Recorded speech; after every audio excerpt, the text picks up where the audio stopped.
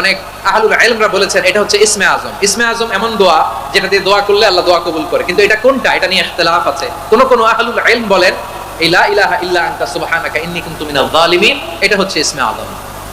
সাইয়েদনা ইউনূস আলাইহিস সালাম পড়েছেন। নমরুদ বলে ইব্রাহিম তুমি নাকি মূর্তির পূজা না করে কোন নতুন রবের ইবাদত করো, কে তোমার রব? সাইয়েদনা ইব্রাহিম বললেন রব্বি আল্লাযী ইউহয়ী ওয়া ইউমীত, আমি এমন রবের ইবাদত করি যিনি জীবন দেন, যিনি মৃত্যু দেন। নমরুদ বলে তুই নাকি তোমার রব জীবন দেয় মৃত্যু দেয়? আর এটা তো আমি দেই, আমিও তো জীবন দেই, আমিও তো মৃত্যু দেই।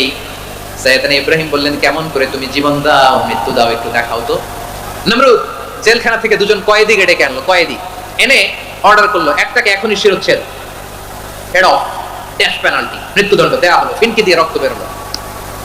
নমরুদ বলে দেখো দুজনকে ধরে আনলাম, একজন কয়েদিকে দিলাম ডেথ পেনাল্টি মৃত্যুদণ্ড, পরে মৃত্যু দিলাম, আরেকজন যে দাঁড়িয়ে আছে চাইলে ওরেও আমি মৃত্যুদণ্ড দিতে পারি, কিন্তু না, ওরে আমি দিব না, ওরে আমি বাঁচাইয়া দিলাম, ছেড়ে দিলাম, মানে জীবন দিলাম।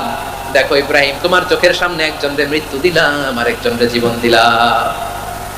আপাত দৃষ্টিতে তাই তো, একজনের তো জীবন দিল আরেকজনের মৃত্যু দিল। সাইয়েদনা ইব্রাহিম এবার বিপাকে পড়ে গেলেন, কিন্তু একজন নবীকে আল্লাহ এমন উইজডম বিচক্ষণতা দিয়ে এই জমিনে পাঠিয়েছেন, মুহূর্তের মধ্যে আল্লাহর খলিল ইব্রাহিম বললেন ফাইন্নাল্লাহা ইয়াতি বিশ-শামসি মিনাল মাশরিকি ফাতি বিহা মিনাল মাগরিব ফাবুহিতাল্লাযী কাফার। আল্লাহর খলিল ইব্রাহিম বললেন নমরুদ বুঝলাম তুমি জীবন দাও মৃত্যু দাও দেখলাম, কিন্তু আমার রব আমার আল্লাহ প্রতিদিন সকালবেলা উষা লগ্নে ওই পূর্ব দিগন্ত থেকে সূর্যটাকে উদিত করেন, সাঁঝের বেলা বিকেল বেলা কুতুরি লগ্নে সন্ধ্যা বেলা ওই দ্বিপ্রহরের জলে সূর্যটাকে পশ্চিম দিগন্তে ডুবিয়ে দেন। মানে সকালবেলা পূর্ব দিক থেকে উদিত করা সূর্যটাকে পশ্চিম দিকে বিকেলে তিনি ডুবিয়ে দেন। তুমি যদি পারো ওই সূর্যটাকে পশ্চিম দিক থেকে উদিত করে পূর্ব দিকে ডুবিয়ে দাও। সুবহানাল্লাহ পড়বেন না? দেখেন ইনস্ট্যান্ট ইন্টেলেক্ট, মুহূর্তে বিচক্ষণতা, উইজডম কাকে বলে? নমরুদ পারবে? নমরুদের বাপ পারবে, ওর দাদা, ওর 14 গোষ্ঠী, গোটা বিশ্বের সব ক্ষমতাধর রাষ্ট্রনায়করা একসাথে হলে পারবে? বা বুহিতাল্লাযী কাফার পারে নাই, ব্যর্থ হয়েছে। এবার তেলে বেগুনে জ্বলে উঠেছে, রেগে মেগে আগুন বলে ফালকুহু ফিল জাহিম, ওর সাথে তর্ক নাই, না পেরে এবার এটারে আগুনে ফেলা। বিশাল বিশাল গাছ কেটে লাকড়ি এনে আগুনের কুণ্ডলি বানানো হলো, দাউ দাউ দাউ দাউ করে আগুন জ্বলে। আল্লাহর খলিল ইব্রাহিমকে আগুনে নিক্ষেপ করা হবে। আল্লাহর খলিল সাইয়েদনা ইব্রাহিমের হাতের মধ্যে রশি দিয়ে টাইট করে বাঁধা হলো, পায়ের মধ্যেও টাইট করে রশি দিয়ে বাঁধা হলো। আল্লাহর খলিল ইব্রাহিমকে আগুনের কুণ্ডলির মধ্যে ফেলা হবে। ওমিয়া আপনি যে বিপদের কারণে ভয় পান, হতাশ হন, এটা কোনো বিপদ ওনার বিপদের সামনে? পটুয়াখালী আওয়াজ করে বলুন সাইয়েদনা খলিল ইব্রাহিমের সামনে বিপদের সামনে আমাদের বিপদগুলো কোনো বিপদ? এটা কোনো বিপদই না, এটা কোনো বিপদই না।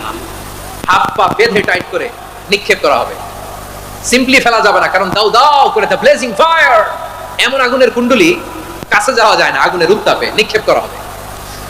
হাতে রশি বেঁধে পায়ে রশি বেঁধে আল্লাহর খলিল ইব্রাহিম আলাইহিস সালামকে আগুনের মধ্যে নিক্ষেপ করা হবে। আহা, এটার বলে অগ্নি পরীক্ষা। উনি অগ্নি পরীক্ষার সম্মুখীন হয়েছেন, এজন্য কঠিন পরীক্ষাকে আমরা অগ্নি পরীক্ষার সাথে তুলনা করি, ঠিক কি না? সাইয়েদনা জিবরাইল এসে বললেন ও আল্লাহর খলিল, ওরা তো আপনার হাতও বেঁধে ফেললো, পাও বেঁধে ফেললো, নড়াচড়ার সুযোগ নাই, বলেন আমি জিবরিল ফেরেশতা আপনার জন্য কি করতে পারি? আল্লাহর খলিল ইব্রাহিম বলেন ও জিবরাইল তোমার কাছে আমার কোনো চাওয়া পাওয়া নাই। সুবহানাল্লাহ বলেন। তোমার কাছে বলার কিছু নাই, তোমার সাহায্যের আমার দরকার নাই। সাইয়েদনা ইব্রাহিম আলাইহিস সালামকে হাতে পায়ে রশি বেঁধে হাত পা বাঁধা অবস্থায় জ্বলন্ত অগ্নিকুণ্ডে যখন নমরুদের দলবল নিক্ষেপ করবে, আল্লাহর খলিল কিভাবে নিজেকে আল্লাহর কাছে সঁপে দিয়েছেন পটুয়াখালীর ভাইরা খেয়াল করে শুনুন। হাত পা বেঁধে আল্লাহর খলিলকে যখন নিক্ষেপ করা হবে, তিনি মুখ ফুটে বলে ফেললেন হাসবুনাল্লাহু ওয়া নি'মাল ওয়াকিল। হাসবুনাল্লাহু ওয়া নি'মাল ওয়াকিল, আমার জন্য আল্লাহই যথেষ্ট, আমার জন্য আল্লাহই যথেষ্ট, তিনি আমার সবচেয়ে বড় গার্ডিয়ান, তিনি আমার সবচেয়ে বড় অভিভাবক। জিবরাইলের সাহায্যে রফারকে ফিরিয়ে দিলেন, দুনিয়ার বুকে কারো কাছে কিছু বলেন নাই, মুখ ফুটে বলেছেন হাসবুনাল্লাহ।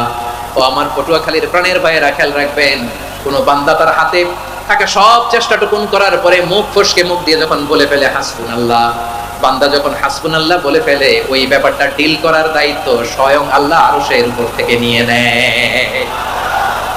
আপনি যখন বলে ফেলবেন হাসবুনাল্লাহ, এটা ডিলিং করবে কে তখন? চিল্লায় বলেন না, তিনি কে? বান্দা তার শব্দের সবটুকু চেষ্টার পরে নতজানু হয়ে যখন বলবে হাসবুনাল্লাহ, আল্লাহ তুমি আমার জন্য যথেষ্ট, নি'মাল ওয়াকিল, তুমি আমার শ্রেষ্ঠ অভিভাবক, তখন তার কি দরকার না দরকার এটা ডিল করে স্বয়ং আল্লাহ।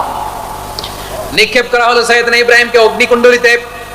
হাজার হাজার মানুষের দৃশ্য দেখার জন্য জড়ো হয়েছে এরকম বিশাল ময়দানে। কিন্তু কি অবাক করা ঘটনা, সবাই ভয় পাচ্ছিল, না জানি কি হয়ে যায়। আল্লাহর খলিলকে যখন আগুনের কুণ্ডলিতে নিক্ষেপ করা হয়, আল্লাহর খলিল ইব্রাহিম আগুনের কুণ্ডলের মধ্যে বসে বসে মানুষগুলোর দিকে তাকিয়ে হাসতে শুরু করে দেয়। কারণ আকাশ থেকে রব্বুল আলামিন স্পেশাল ভার্ডিক্ট নাজিল করেছেন, স্পেশাল হুকুম জারি করেছেন, কুল্লা ইয়া নারু কুনি বারদান ওয়া সালামান আলা ইব্রাহিম। ও আগুন খবরদার, সৃষ্টির শুরু থেকে তোকে একটা ধর্ম আমি বাতলে দিয়েছিলাম, তোর ধর্ম আগুনের ধর্ম হলো যা পাবে জ্বালিয়ে সারখার করবে। আল্লাহ বলল, ও আগুন, তোর ধর্ম দিয়েছিলাম, তুই সব জ্বালিয়ে পুড়িয়ে সারখার করে দিবি, কিন্তু ক্ষণিকের জন্য আমি তোর জ্বালিয়ে দেওয়ার ক্ষমতাটাকে কেড়ে নিলাম, জ্বালিয়ে ভস্ম করে দেওয়ার ক্ষমতা আমি কেড়ে নিলাম। কুনি বারদান, ঠান্ডা হয়ে যা, কিন্তু এত বেশি ঠান্ডা হবি না আবার আমার ইব্রাহিমের জন্য সর্দি লেগে না আসে। সুবহানাল্লাহ, এত আস্তে বললে হবে? কুনি বারদান, বারদ মানে বরফ, ঠান্ডা, ঠান্ডা হ, কিন্তু এত ঠান্ডা হবি না যাতে আমার ইব্রাহিমের কষ্ট হয়। আগুন বলে, আল্লাহ একবার বললাম ঠান্ডা হ, আবার বলো এত ঠান্ডা হবি না যাতে খলিলের সর্দি না লাগে। কেমন ঠান্ডা হব, কেমন এনভায়রনমেন্ট তৈরি করে দেব বলো? আল্লাহ বললেন, সালামান আলা ইব্রাহিম, আমার খলিল, আমার কলিজা, আমার ইব্রাহিমের জন্য তুই জান্নাতের গুল বাগিচা হয়ে যা। ও ভাই, নবী মুসার মতো ঈমান হলে রাস্তা হবে সাগর জলে, নবী ইউসুফের মতো ঈমান হলে একে একে দরজা খোলে, নবী ইব্রাহিমের মতো ঈমান যদি আজও থাকে বিদ্যমান, অগ্নিকুণ্ডে দেখতে পাবে খুবসুরতে ফুলভাগা। কুলনা ইয়া নারু কুনি বারদান ওয়া সালামান আলা ইব্রাহিম। বান্দা যখন মুখ দিয়ে বলে হাসবুনাল্লাহ, আমার আল্লাহ আমার জন্য যথেষ্ট, এই বলে যখন নিজেকে সঁপে দেয়, তার কি লাগবে ওই দায়িত্ব স্বয়ং নিয়ে নেয় কে? সবাই বলেন, স্বয়ং নিয়ে নেয় কে? তাহলে আমার প্রিয় ভাইরা, বিপদের শুরুতেই আমরা বলবো ইন্না লিল্লাহ। শুরুতে কি বলবো? এরপরে যেই বাক্যটা পড়ে নিজের পরিস্থিতিকে আল্লাহর দরবারে সঁপে দিব, সেটা হচ্ছে হাসবুনাল্লাহ। সেটা কি? বিষ্ণু বলেন, লা ইয়াজালু লিসানুকা রাতাবান মিন যিকরিল্লাহ, সব সময় আল্লাহর স্মরণ দিয়ে, জিকির দিয়ে জিহ্বাটারে সিক্ত রাখো। আর শয়তানু জাসিমুন আলা কলবি ইবনে আদম, শয়তান বনি আদমের কলবে খামচি মেরে বসে থাকে। ফাইদা যাকারাল্লাহ খালাসা, মানুষ যখন আল্লাহর স্মরণ করে জিকির করে, শয়তান দৌড়ে পালায়। ওয়া ইদা গাফালা ওয়াসওয়াসা, যখনই বনি আদম গাফেল হয় তখনই শয়তান তার হৃদয়ে ওয়াসওয়াসা দেয়।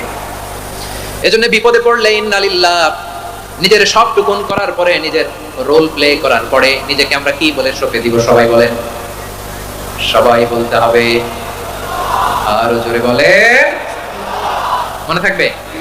বিপদে পড়লে প্রথমে ইন্না লিল্লাহ, এরপরে নিজেকে যখন সঁপে দিব তখন হাসবুনাল্লাহ। এরপরে কঠিন বিপদ যদি যখন বিষ্ণুনবী পড়তেন তখন কি করতেন? এমন বিপদ মাঝে মাঝে হয় না, দেয়ালে পিঠ থেকে যায়, চোখে মুখে অন্ধকার, কি করব দিশা খুঁজে পাই না, এরকম হয় কখনো? হ্যাঁ, আপনাদের হয়? হয় না? তো জান্নাতে আছেন আপনারা। হয় হয়, এরকম হয়েছে না যে দেয়ালে পিঠ থেকে গেছে, চোখে মুখে অন্ধকার, কই যাব, কি করব, বাঁচানোর কেউ না, এরকম হয়েছে কখনো আপনাদের? যদি হয় তাইলে এটার সলিউশন বলবো, না হইলে তো এগুলো বলে লাভ নাই। হয় হয় হয়, বিশ্বনবী এরকম কঠিন বিপদে পড়েছেন জীবনের কিছু কিছু মুহূর্তে। ওই মুহূর্তে বিশ্বনবী স্পেশাল দুইটা দোয়া পড়তেন, এই দোয়াগুলো আপনাদেরকে জানিয়ে দেয়। বিশ্বনবী বলেন, কঠিনতম বিপদে যখন পড়বা, দেয়ালে পিঠ থেকে যায়, চোখে মুখে অন্ধকার, বাঁচার কোনো উপায় নাই, তখন পড়বা লা ইলাহা ইল্লা আনতা সুবহানাকা ইন্নী কুনতু মিনাজ জালিমিন। আল্লাহ, তুমি ছাড়া কোনো ইলাহ নাই, তুমি পবিত্র, নিশ্চয় আমি জালিমদের অন্তর্ভুক্ত। সুবহানাল্লাহ বলেন।